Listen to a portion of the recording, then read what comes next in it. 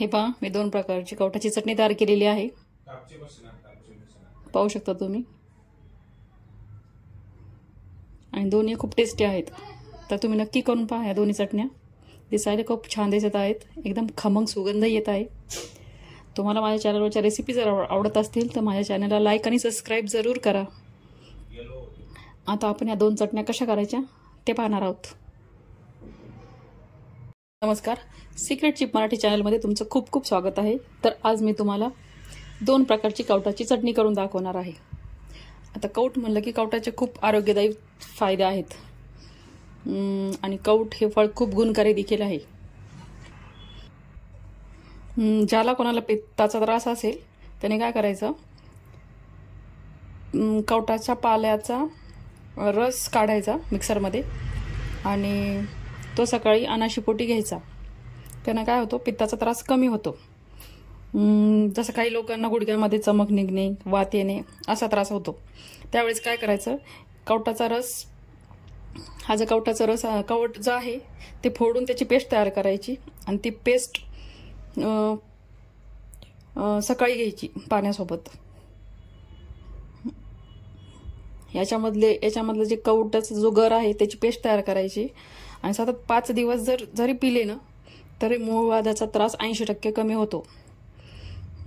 जसं की अजून अंगावर गाठी येणे किंवा आपण म्हणतो पित्त उठले किंवा ॲलर्जी, त्यामध्ये काय होतं, शरीराला खूप असं फोडं येतात, खूप खाज येते. तेव्हा काय करायचं, कवठाचा जो पाला असतो ना तो थोडासा पाला मिक्सरमध्ये घ्यायचा. त्याच्यामध्ये थोडीशी हळद आणि थोडंसं दही टाकायचं आणि ते लेप जिथं खाज येते, जिथं ते पुरळ उठल्या तिथं 15 ते 20 मिनिट लावायचं तो लेप आणि नंतर धुवून टाकायचं.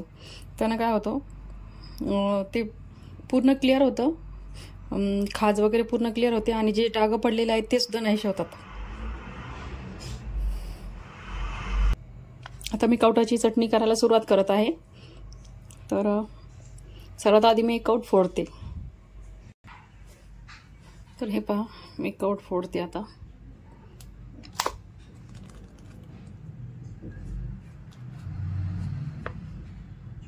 मस्त पिकलेला कवठ निघलेला आहे तो. आता आपण त्याचा सगळा गर काढून घेऊ. अशा प्रकारे आपण सगळं कवठातला गर काढलेला आहे. आता त्याच्यातल्या ज्या शिरा आहेत त्या बाजूला करू आपण. त्या राहू दिला तरी चालतात, काही होत नाही, पण करायच्या बाजूला.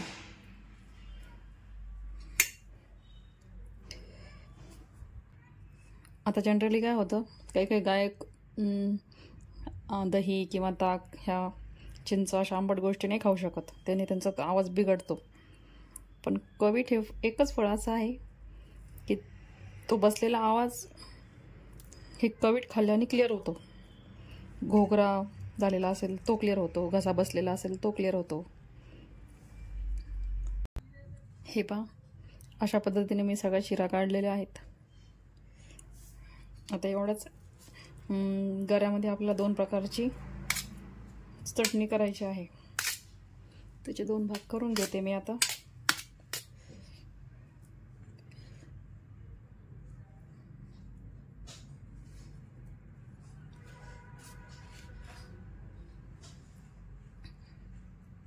आणि हे फेकून देऊ आपण. हे पहिल्या प्रकारची चटणी करून घेऊ.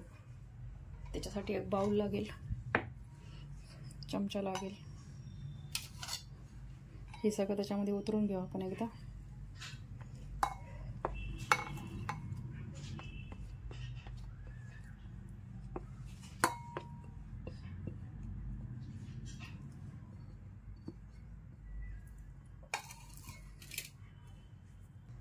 आता काय करायचं, एक मिक्सरचं भांडं घेऊ. त्याच्यामध्ये थोडासा पुदिना, मिक्सरच्या भांड्यामध्ये थोडीशी कोथिंबीर, थोडासा पुदिना,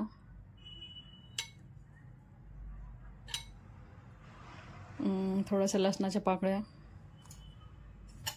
थोडासा कढीपत्ता, थोडेसे जिरे,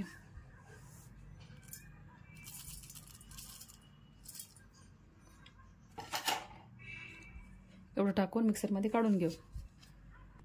हे पहा, अशा पद्धतीने मिक्सरमध्ये आपण काढलेलं आहे. आता ते सर्व याच्यात टाकून देऊ आपण. पुदिना टाकल्याने काय होतं, पुदिन्याचा सुगंध खूप छान येतो. पुदिना, कोथिंबीर आणि जिरे. हे आपण गरम तेल ठेवलेलं आहे, त्याच्यामध्ये जिरे मोहरी टाकली. ही शिमला मिर्च लाल, हळदी पावडर आणि हे घरचं लाल तिखट आपल्याला पाहिजे तेवढं टाकून द्यायचं.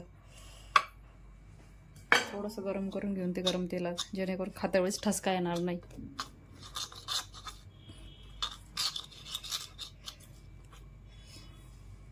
आता काय करू, हे हा तडका थोडासा गरम करून घेऊ. हे पहा, मिरची थोडी गरम करून घेतलेली आहे आपण. आता पाहिजे तेवढी आपण टाकू याच्यात.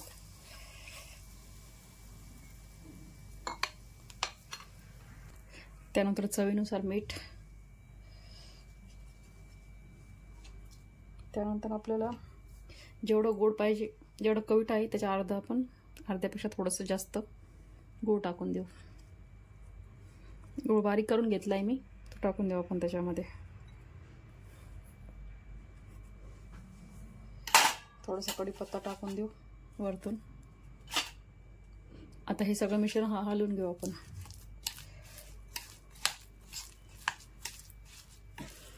खूप खमंग वास येत आहे त्याचा, चटणीचा.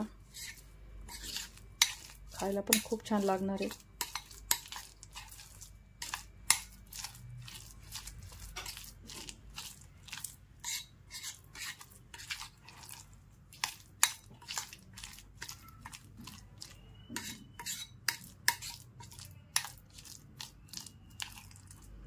तर हे पहा, आपली गवटाची खूप छान चटणी झालेली आहे. सुगंध खूप खमंग येत आहे. आता मी दुसऱ्या प्रकारची चटणी करून दाखवते तुम्हाला. दुसऱ्या प्रकारची चटणी करण्यासाठी आपण एक मिक्सरचं भांडं घेतलेलं आहे.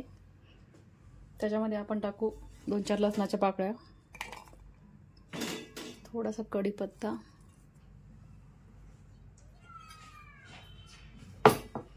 थोडीशी कापलेली कोथिंबीर, थोडासा पुदिना,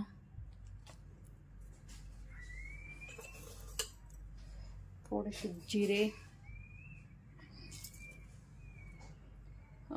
थोडासा गूळ. आपण जसं खाईल तसं टाकायचं अंदाजे. जसं गोड टाकतं आपल्याला तसं, त्या पद्धतीनं. मला थोडंसं गोडच आवडतं तर मी थोडंसं जास्तच टाकते. थोडंसं गूळ,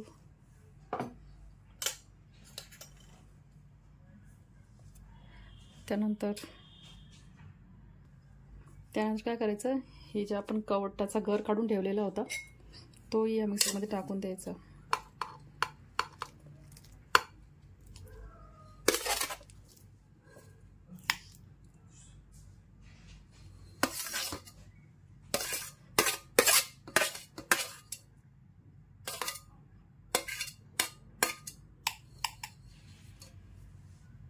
आता काय करायचं, याच्यामध्ये थोडंसं आवश्यकतेनुसार थोडंसं पाणी टाकायचं आणि हे सगळं मिक्सरमध्ये काढून घ्यायचं. आपल्याला जसं बारीक जाड जसं पाहिजे तसं. पाहू शकता तुम्ही मिक्सरमध्ये बारीक केलेली चटणी कशी दिसत आहे. आता ती आपण एका बाउलमध्ये काढून घेऊ. थोडंसं तेल टाकू कढईमध्ये.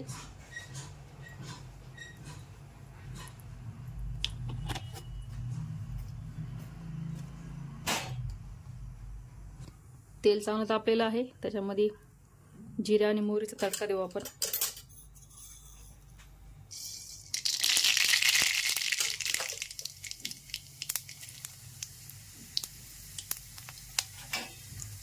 त्याच्यामध्ये आपण काढून ठेवलेलं हळदी पावडर, घरचं लाल तिखट आणि काश्मीरी लाल मिरची टाकून देऊ.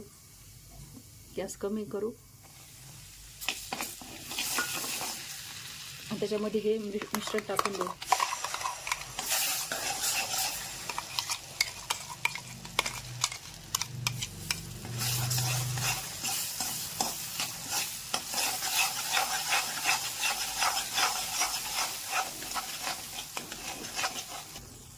चांगल्या पद्धतीने हलवून घेऊ आपण ते. आता याला थोडंसं छानपैकी शिजू देऊ. सुगंध खूप खमंग येत आहे.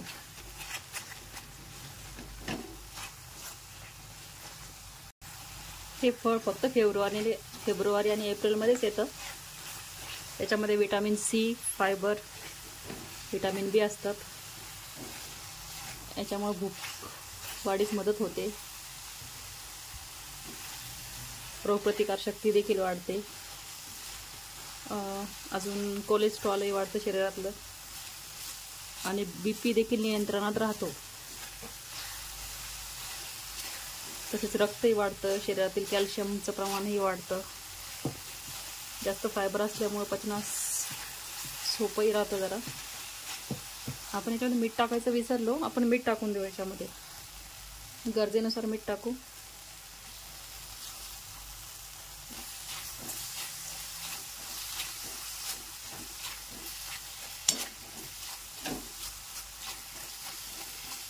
छान प्रकारे चटणी शिजलेली आहे. सुगंधही खूप खमंग येत आहे. दिसायलाही खूप छान दिसत आहे. लहान मुलांना पोळीसोबत दिले तर रोल करून खूप छान खातील ते.